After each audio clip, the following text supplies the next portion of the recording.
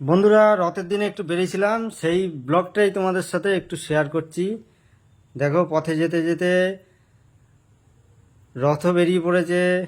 শ্রী জগন্নাথ দেবের সঙ্গে দেখা হয়ে গেল, একটু দড়িতে টানও দিয়ে নিলাম। কত সুন্দর দেখো। এবার আমরা বলতে বলতে পোড়ামাতলায় পৌঁছে গেছি। এখানে খুব সুন্দর মেলা চলছে একটা। এখানে সারি সারি রথ এসে পৌঁছেছে নানা জায়গা থেকে।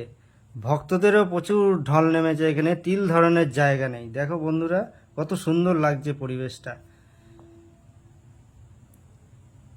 জয় বাবা জগন্নাথ দেব। পোড়ামাতলায় ঢুকে যাচ্ছি। পোড়ামাতলায় রথ দেখতে এসছি, আর মাকে দর্শন করব না তাই হয়? দেখো, মায়ের মন্দিরে ঢুকছি, মাকে নমস্কার করব। তোমরাও এর সাথে সাথে একটু দর্শন করে নাও। জয় মা পোড়া মা। এবার মায়ের, ভবতারিণী মায়ের মন্দিরেও দর্শন করতে গেলাম। জয় মা, সকলের মঙ্গল করো মা। তোমরাও একটু বন্ধুরা দর্শন করে নাও মাকে। এবার বাবা ভোলানাথের মন্দিরে গেলাম, নমস্কার করলাম। জয় বাবা ভোলানাথ, সকলের মঙ্গল করো বাবা। দেখো, খুদেরাও আবার রথ নিয়ে বেরিয়ে পড়েছে। এখান থেকে কিছু লটকা কিনে নিলাম, এটা রথেই পাওয়া যায়।